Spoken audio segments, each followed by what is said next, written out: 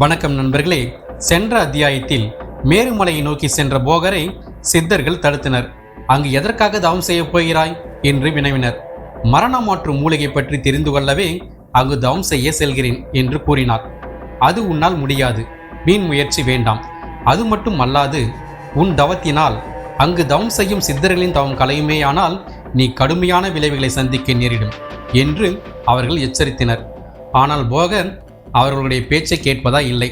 சித்தர்கள் அவருக்கு சாபம் விட தயாரானார்கள். அந்த தருணத்தில் அந்த சித்தர்களில் ஒருவர் அவர்களை தடுத்தார். காலங்கிநாதரின் சீடனான நீ உலகை வாழ வைக்க வேண்டும் என்பதற்காக விடாமுயற்சியுடன் தேடும் அந்த மூலிகை உனக்கு கிடைத்தாலும் தேவர்கள் சித்தப்படி அது உனக்கு பயன்படாது. சரி, இருந்தாலும் பரவாயில்லை, உன் விருப்பப்படியே அதனை உனக்கு தருகிறோம் என்று சொல்லி போகரை ஒரு குகையின் உள்ளே அழைத்து சென்றார். குகையின் உள்ளே பச்சை பசேல் என்று இளம் தளிராக செடிகள் மழையில் நனைந்த சிலிப்புடன் காணப்பட்டது. போகரே, இதுதான் நீ தேடி வந்த மரணம் மற்றும் மூலிகை என்று சொல்லி அதிலிருந்து சில இலைகளை பறித்து அவரிடம் கொடுத்தார். அந்த மூலிகையின் தன்மை, அதனை பயன்படுத்தும் முறை மற்றும் சில மந்திரங்களையும் சொல்லிக் கொடுத்தனர். மூத்த சித்தர்களுக்கு அவர் மரணம் மற்றும் மூலிகையின் ரகசியத்தை சொன்னது கொஞ்சம் கூட பிடிக்கவில்லை. என்றாலும் அவர் காரணமின்றி எதையும் செய்ய மாட்டார் என்ற நம்பிக்கை அவர்களுக்கு இருந்ததால் அனைவரும் மௌனமானார்கள். இனி மரணமே நிகழாது, மரணம் இல்லாத புதிய உலகை நான் படைத்திடுவேன். சந்தோஷத்தில் போகரின் மனம் துள்ளியது. சித்தர்கள் அனைவரும் போகரை பார்த்து மௌனமாக சிரித்தார்கள். இன்னும் எத்தனை நாழிகைக்கு இந்த சந்தோஷம் என்று. அவர்களுடைய சிரிப்புக்கு என்ன பொருள் என்று புரியாமலேயே சிந்தனையுடன் திரும்பினார் போகர். பலவிதமான சிந்தனைகளுடன் மேருமலையை விட்டு கீழே இறங்கினார் போகர். அவருடைய அந்த குழப்பமான மனநிலை அவருடைய பார்வையை மறைத்தது. வழியில் தவம் செய்து கொண்டிருந்த சித்தர்களை அவர் கவனிக்கவில்லை. அவர்கள் மீது கால் பட்டதையும் அவர் அறியவில்லை. அந்த சித்தர்களின் தவம் கலைந்ததையும் அவர் உணரவில்லை.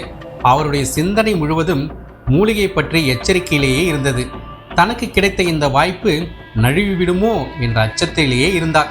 நில் என்ற குரலை கேட்டு திரும்பி பார்த்தார் போகர். அவர் எதிரில் சித்தர்கள் அனைவரும் கோபமாக இருந்தனர்.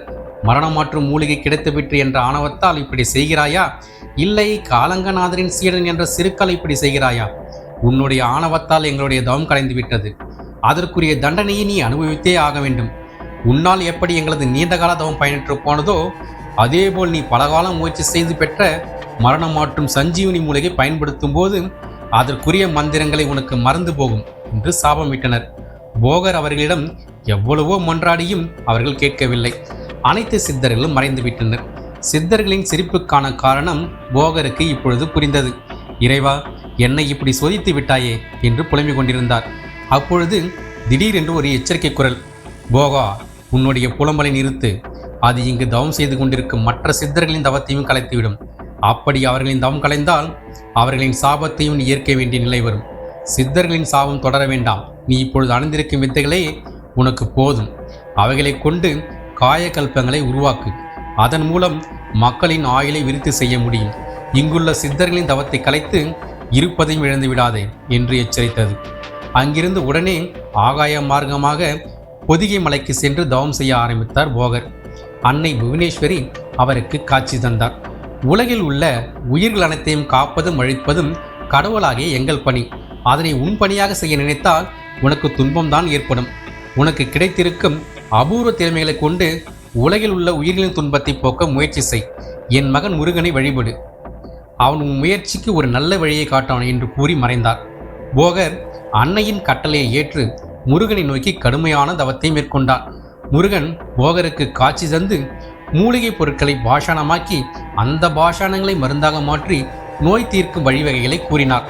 அத்துடன் அந்த பாஷாணங்கள் அனைத்தையும் ஒன்றிணைத்து அதில் தனக்கு ஒரு மூலிகை பாஷாண சிலை ஒன்றையும் வடிவமைக்க வேண்டும் என்று கேட்டுக்கொண்டார். அதற்கான வழிமுறைகளையும் சொல்லிக் கொடுத்தார். முருகன் சொல்லிக் கொடுத்த அந்த வழியில் உருவானதுதான் பழனி தண்டாயுதபாணியின் சிலை. இனிவரும் அத்தியாயங்களில் மூலிகை சிலை உருவாக்க போகர் மேற்கொண்ட முயற்சிகள் எப்படி அவருக்கு தன்னுடைய நீண்ட நாள் விருப்பத்தையும் நிறைவேற்றி வைத்தது என்பதை பார்ப்போம். நன்றி நண்பர்களே.